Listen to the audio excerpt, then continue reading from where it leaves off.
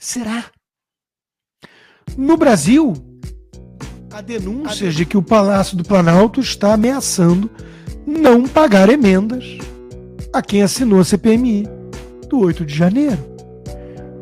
O filho do Dirceu, o Randolfo Rodrigues, os garotos de recado do PT já tinham todos deixado claro que o Lula não quer de jeito nenhum essa CPI, sendo que eles consideram a invasão golpista do 8 de janeiro a maior ameaça que a democracia brasileira já viu na história. Se você denuncia algo como a maior ameaça da história, o mínimo, presume-se, é que você vai defender a fundo todo tipo de investigação minuciosa. E a CPI pode ajudar, tem poderes. Eles sabem, eles fizeram de tudo para abrir aquela CPI circense que eles estão querendo esconder. Será que se a gente tiver acesso a imagens, a financiamentos, será que talvez a gente tenha uma narrativa um pouco diferente de Bolsonaro estimulou bolsonaristas a invadir, quebrar, depredar e tentar um golpe de Estado? Será? Fica a dúvida, porque, acredito eu, ainda não é ilegal ter dúvidas. Em algumas áreas, sim. Por exemplo, quando envolve urna. Mas ali a gente já desistiu de ter dúvida. Ali eu já coloquei do lado do meu crucifixo uma foto da urna eletrônica que todo dia eu digo amém, rezo e agradeço por ser brasileiro, porque, claro, todo mundo que descobre que eu sou brasileiro nos Estados Unidos, a primeira coisa que eles comentam é sobre a sacrossanta, inviolável, perfeita urna eletrônica que temos. E eu não sou sarcástico, porque eu acho que o sarcasmo deveria ser ilegal. Minha gente, a imprensa brasileira conseguiu uma pauta sobre Bolsonaro. Eles estavam desesperados com Bolsonaro esse tempo todo aqui nos Estados Unidos e tendo que falar do desgoverno do Lula. Aí eles conseguiram um lance aí de joia de presente dos sauditas que ficou retido e blá blá blá. O que eu penso disso tudo? O Bolsonaro tem sempre que se justificar, qualquer que for a denúncia, que a Michelle Bolsonaro, ao que tudo indica, nem sabia do presente e estão tentando arrastá-la para narrativa, que o Lula e a Dilma tiveram problemas com vários presentes no passado que eles levaram embora do Palácio do Planalto. Lula, então, teve um grande escândalo sobre isso e que a imprensa já esqueceu, e que eles estão obcecados, eles estavam desesperados por uma pauta anti-bolsonarista e conseguiram uma. Então, quando você abre o Globo, lá em cima tem todos os colunistas. Miriam Leitão, Bolsonaro e a muralha na Receita. Lauro Jardim, Embaixada da Arábia Saudita silencia sobre caso das joias. Malu Gaspar, escândalo das joias, Michele debate reação à crise com militantes do PL, militares. Bela Megali, os apelos que Valdemar tem recebido sobre o caso das joias para Michele e Bolsonaro. É só isso. Já imagino o Fantástico fazendo um especial sobre joias raras, sobre os sauditas e coisa e tal. É ou não é ridículo? Chamar a isso de imprensa, de jornalismo, é uma piada de mau gosto. Mas calma que não acabou. Embaixo dos colunistas está a reportagem. Ex-ministro será intimado federal para explicar segundo pacote de joias para Bolsonaro. É a notícia mais relevante do mundo. Não se fala de outra coisa. Segunda caixa de joias destinada a Bolsonaro ficou em cofre do Ministério por mais de um ano. Sim, porque não foi para ele, né? Muito menos para Michele. Dilma e Lula devolveram 472 presentes ao patrimônio comum da presidência. Olha como eles são republicanos e fofos e honestos. Lula e Dilma. Só que não. O Globo virou assessoria de imprensa do PT. Não há mais jornalista no Globo. Só blogueiros petistas. E não foi só o Globo. O Estadão também estava com destaque na sua página. Ex-chefe da Receita foi demitido por Bolsonaro 1 mês após retenção de joias e 4 negativas de liberá-las. De novo, aqui não há compromisso com nenhum tipo de malfeito, corrupção, desvio antirrepublicano ou o que quer que seja. Se o Bolsonaro tinha o intuito de ficar com essas joias para ele, isso é um crime. E isso tem que ser averiguado e eventualmente punido.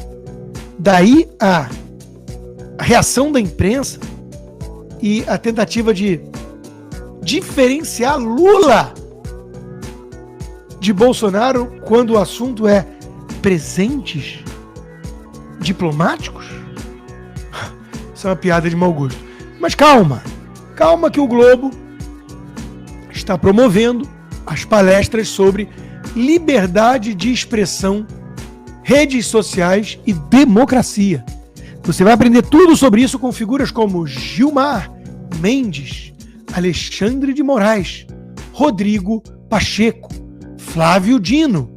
E aí vão todos os outros para chegar ao Orlando Silva, o comunista que era relator do projeto de censura no Brasil. Olha, nós chegamos à distopia orwelliana no Brasil. Guerra é paz. Amor é ódio. E claro, Globo é jornalismo e vai ensinar com essa turma sobre liberdade e democracia. Embaixo. E por falar em diplomacia e presente, o mestre Guzzo, na Gazeta do Povo, publicou a coluna "A política externa do governo Lula é digna de um grêmio estudantil, só apoia ditaduras". Parece um DCE de maconheiros que ficam, viva Cuba, nossa, porque o mundo inteiro está condenando Daniel Ortega, 55 países, e é a terceira vez seguida em apenas 2 meses de desgoverno que a política externa do Brasil se põe em posição frontalmente contrária à das democracias modernas. Mas, de novo, era Bolsonaro que fazia do Brasil um pária mundial, amiguinho.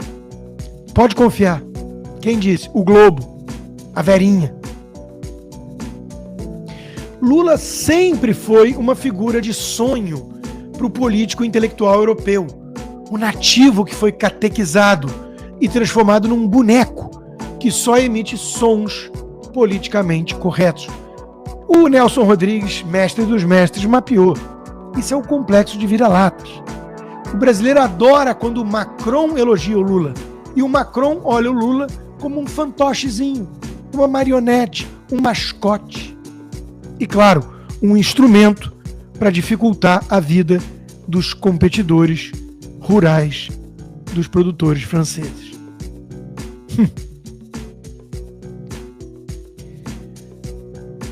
Lula minimiza violações da ditadura da Nicarágua e propõe diálogo com Ortega. Porque, claro, Lula quer diálogo com a Venezuela, diálogo com os invasores do MST, diálogo com o ditador da Nicarágua.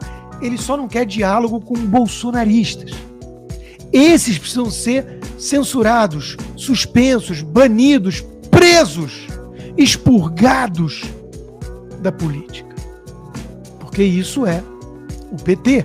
Vamos lembrar que o PCO elogiou o Rainha, né, o revolucionário da reforma agrária, e o Rainha, tudo em nome dos pobres, claro, assim como o PT, tem extratos bancários e conversas vazadas que mostram crimes de extorsão praticados por José Rainha. É tudo um grande todo. O esquerdismo radical é um truque de criminosos. São criminosos que querem extorquir, pilhar, promover o butim e precisam de um manto, de uma causa, de uma ideologia. Daí a complementariedade entre a visão cínica do Fiuza e a minha, que fala da ideologia como manto. Então, existem os oportunistas e existem os true believers, que são os crentes que dão respaldo aos picaretas. E sempre foi essa complementariedade que fez a esquerda avançar. quando a esquerda avança, o resultado inexorável é a decadência. Olha o que está acontecendo com a Califórnia. E olha o que aconteceu com décadas de gestão tucana em São Paulo. As Casas Bahia fecharam a loja, que foi a antiga sede do Mapim, e voltou a ficar vazia no centro. Quando a gente vai ver as imagens, a gente entende. Virou uma Cracolândia. Isso não é obra do acaso. Isso são anos, décadas de investimento numa mentalidade esquerdista, que trata como vítima o bandido, como coitadinho o marginal, que inviabiliza tratamento compulsório de doença mental, porque tem um movimento antimanicomial. Tudo isso junto vai produzindo esse tipo de efeito. É inevitável. Onde há esquerda, há destruição. São Paulo não seria diferente, Nordeste brasileiro nem se fala.